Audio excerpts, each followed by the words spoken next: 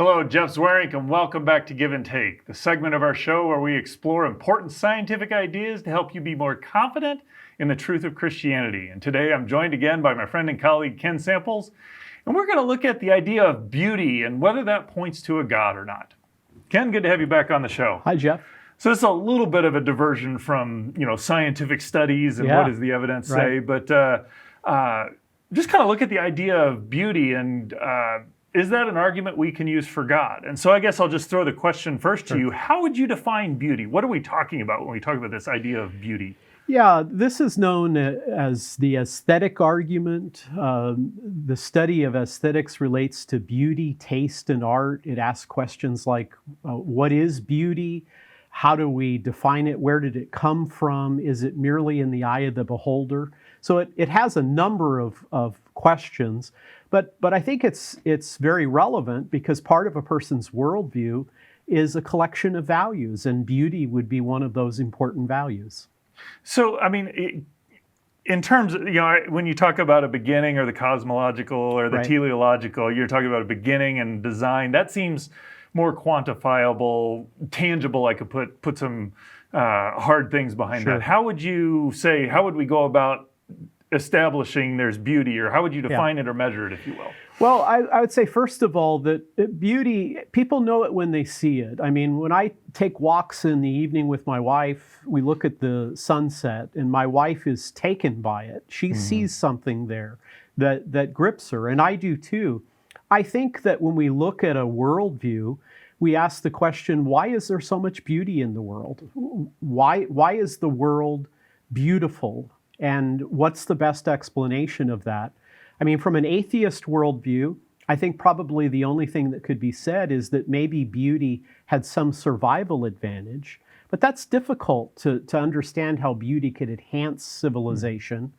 On the other hand, if God is not only an engineer, not only a creator, but he is also a playful and skillful artist, then beauty is part of God. In fact, Christians talk about the beatific vision. When we see God, we will encounter the ultimate beauty. I find this discussion interesting because, when things that come to mind when I think of beauty are maybe majestic landscapes or art or incredible, structures, architecture, if you will.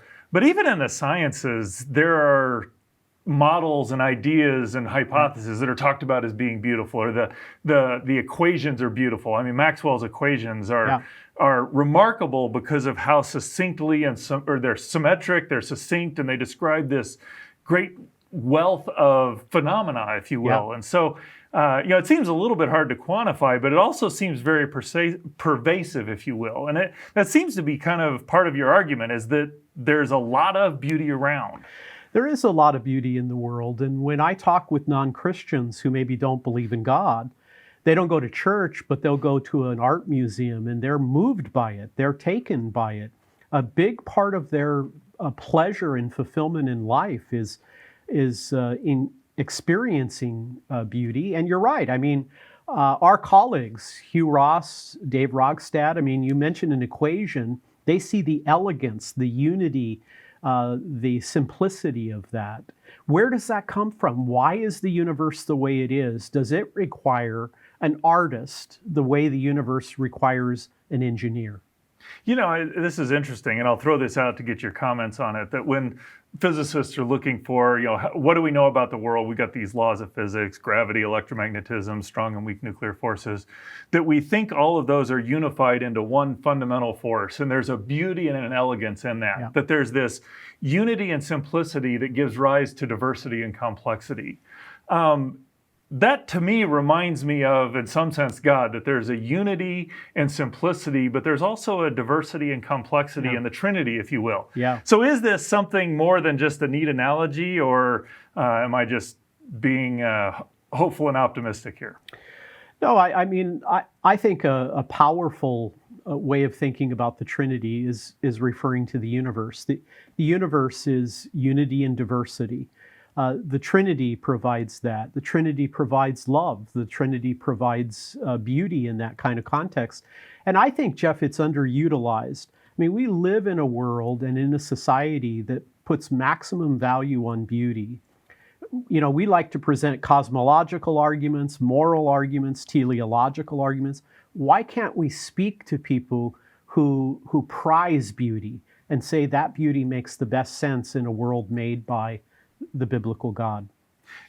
I'm sympathetic, but I could imagine if I go and give that sort of argument, some of the pushback that I would give to it is, it seems like there's you can say, okay, people defining beauty is a little bit hard. So what some person considers beautiful, another person would not consider beautiful. Isn't beauty just kind of subjective, almost, something we could have almost invented, if you will, to describe this euphoric chemicals that are running through our brain, if you will? Well, I don't think there's any doubt that there is a subjective element in our engaging beauty, but it's difficult to meet anyone who doesn't prize beauty.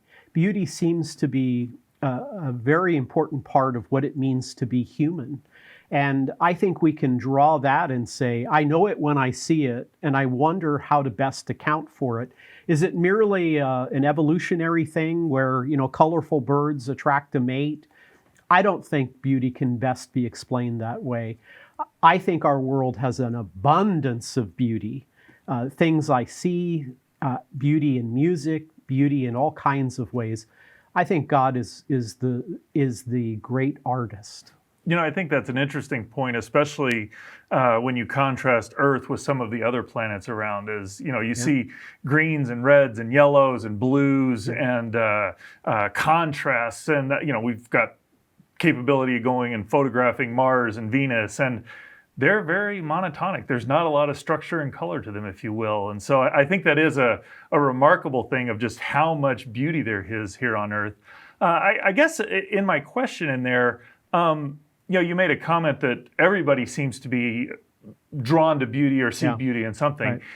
Is that something kind of like hope, where people have talked about if you don't have hope, you're not going to be able to survive? Is it something that if we don't see beauty, or if we don't have something that we hold beautiful, that's going to dramatically diminish our life? Well, I certainly think it enhances it. I mean, I've never met anyone who doesn't like art or music, someone who isn't moved by this. It seems to be more than just something on the side. It seems to be a necessary part of human flourishing. And in that way, I would again ask, is it the product of evolution? I think that's a hard fit. But there's so much beauty. It's so important to us. Could it be part of the created order? I think that makes more sense, at least to me. Thanks, Ken. I appreciate your comments. When we look at creation, it does seem to be everybody recognizes that there is just an amazing amount of beauty, whether it's the design in the cell, whether it's the majestic landscapes, whether it's the simplicity of the equations that describe it all. We see beauty and we crave and desire to understand it and appreciate it. I would encourage you to go to reasons.org and check out Ken's blog article on this. It's called God is the Best Explanation for Beauty, to help you understand this maybe a little bit slippery argument, but nonetheless a powerful argument that points to the God of the Bible being the creator of it all.